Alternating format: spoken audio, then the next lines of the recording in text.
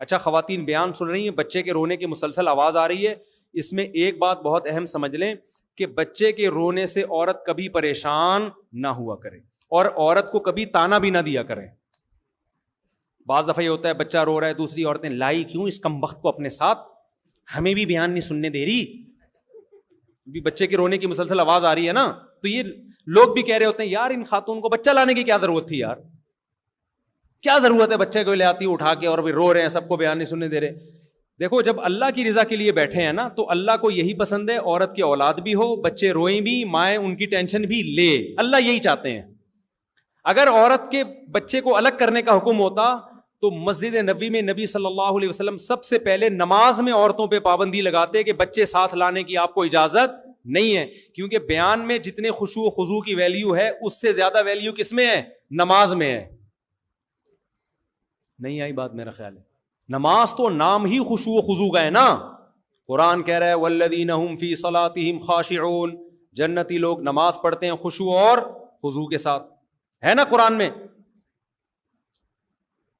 لیکن جب نبی کے دور میں خواتین آتی تھیں, بچے بیچاری کہاں چھوڑ کے آئیں گی, اور نبی کی ترغیب بھی ہے کہ نسل بڑھاؤ, یا تو وہ پیدا کرنا چھوڑ دیں کہ بھائی اب چونکہ بچے ڈسٹرب کرتے ہیں, نماز بھی نہیں پڑھنے دے رہے, بیان بھی نہیں سننے دے رہے, ایجوکیشن میں اور یہ سب جو آج کل ٹوپی ڈرامے چل رہے ہیں مارکیٹ میں, ایکچولی وہ ملک میں ترقی نہیں ہو سکتی. اب ملک میں ترقی کے لیے سب سے پہلے نسل تو بڑھے, ہم تو سب کل بڈھے ہو جائیں گے, آگے نئی نسل نہیں آئے گی تو ترقی کرنے والے پبلک ہی نہیں ہوگی.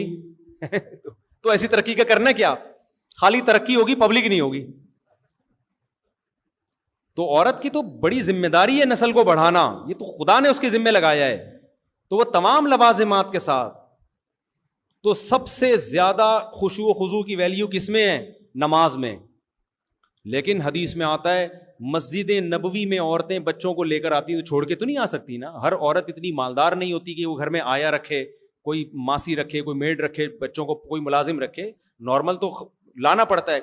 وہ روتے تھے بچے نماز میں. کبھی بھی ایسا نہیں ہوا کہ نبی نے سلام پھیر کے ان کو ڈانٹا ہو کہ کیا ہے ہماری نماز بھی تم نے خراب کر دی. صحابہ نے, حضرت ابو بکر, عمر, علی, عثمان جیسے لوگ کھڑے ہوئے ہیں صفوں میں, ایک ضعیف روایت بھی نہیں ملتی کہ کسی نے کوئی ٹاؤنٹنگ کی ہو, کوئی طنز کیا ہو. بلکہ الٹا یہ ملتا ہے کہ نبی صلی اللہ علیہ وسلم کی صحیح حدیث ہے کہ آپ نماز پڑھانے کا ارادہ کرتے تھے, آپ کا ارادہ ہوتا تھا لمبی نماز پڑھاؤں گا. جب دیکھتے کسی عورت کا بچہ رو رہا ہے تو اس کی وجہ سے آپ نماز مختصر کر دیتے. کتنی زبردست ترغیب ہے یار. مجھے بڑا غصہ آتا ہے کہ جب بچوں کو نا مسجد سے یوں کر کے نا لوگ ڈانٹ کے نکال رہے ہوتے ہیں. اچھا آپ میرے گھر والوں سے پوچھ سکتے ہیں, مجھے بچوں پہ غصہ نہیں آتا, حالانکہ میں بڑا غصے والا آدمی ہوں, میں نیچرل بڑا غصے والا. میں یعنی جب کوئی صحیح بات ہو, کوشش تو یہ ہوتی ہے صحیح بات پہ غصہ ہے, تو میری کھوپڑی بڑی گھومتی الٹی چیزوں پہ. جب میں نے دوشادی کی تھی نا جو مجھے کرنی تھی, مجھے بہت غصہ آیا تھا اس وقت. حالانکہ عام طور پہ غصہ نہیں آتا, آدمی کہتا ہے یار اس کو پتا ہوتا ہے وہ اپنے بارے میں میں ہی غلط کر رہا ہوں, مجھے بہت غصہ آیا.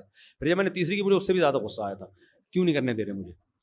ہاں بہت سے لوگوں نے میری مخالفت, مجھے اتنا غصہ آیا بہت چیز ختم ہے. کیا ہے بھائی, میں اپنے پرجے پہ کر رہا ہوں. بیوی کو غصہ آئے تو یار سمجھ میں آتا ہے نا, اس پہ سوکن آ رہی ہے. محلے والوں کو کس بات کا غصہ آ رہا ہے, سب کو غصہ آ رہا ہے کہ تم کیوں کر رہے ہو, ابے تجھے کیا تکلیف ہو رہی ہے.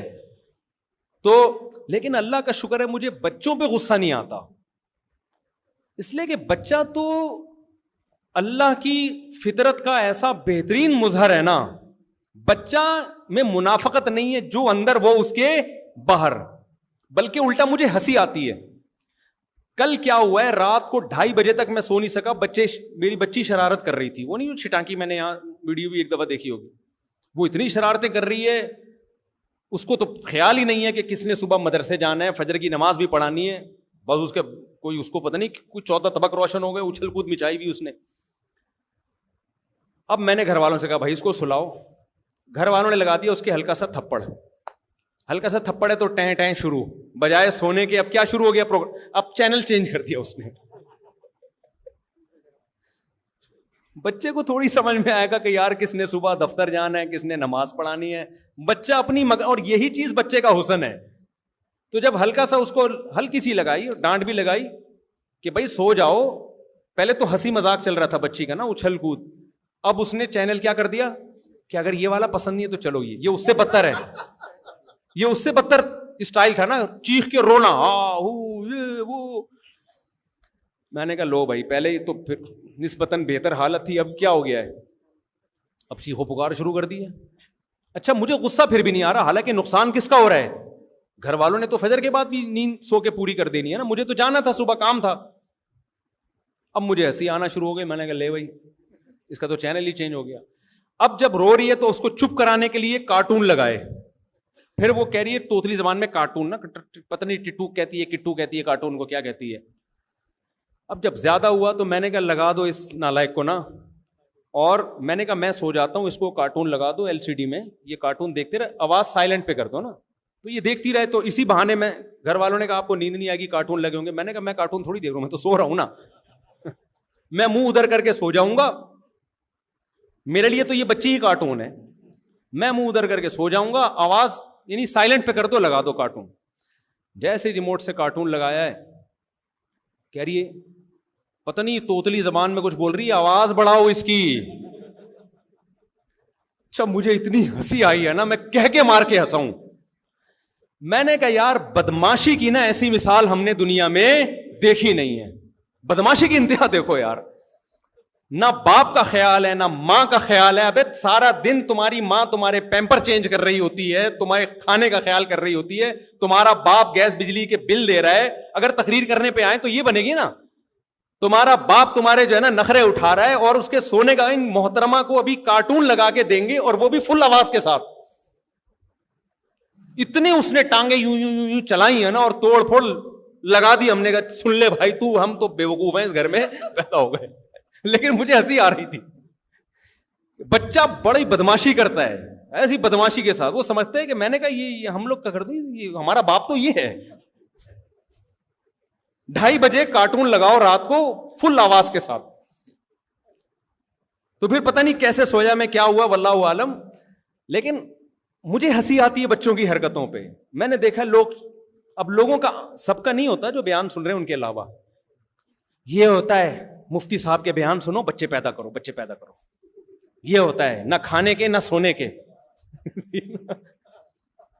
مجھ پہ تو پھر مجھے گالیاں دے رہے ہوتے ہیں.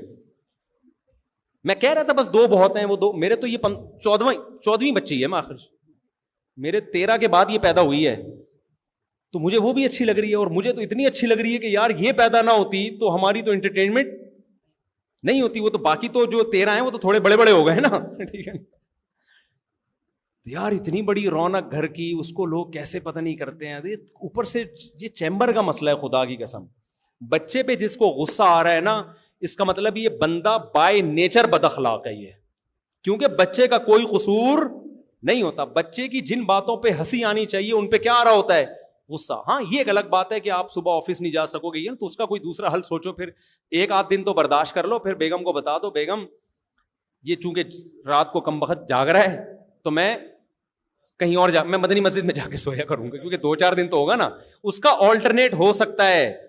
بچے کا آلٹرنیٹ خدا کی قسم اللہ نے پیدا نہیں کی. بچہ جو آپ کو ذہنی تفریح دیتا ہے نا، وہ کوئی نفسیاتی ڈاکٹر کے پاس ایسی میڈیسن نہیں ہے کہ وہ آپ کو ذہنی تفریح دے.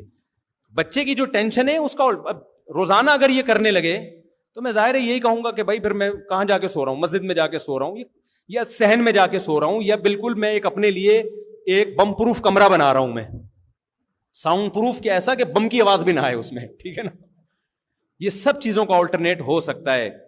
لیکن بچے کا متبادل اللہ نے پیدا نہیں کیا. وہ جو انٹرٹینمنٹ دیتا ہے نا، انٹرٹین کرتا ہے آپ کو، وہ الگ ہی تفریح ہے. ٹینشن ختم ہوتی ہے انسان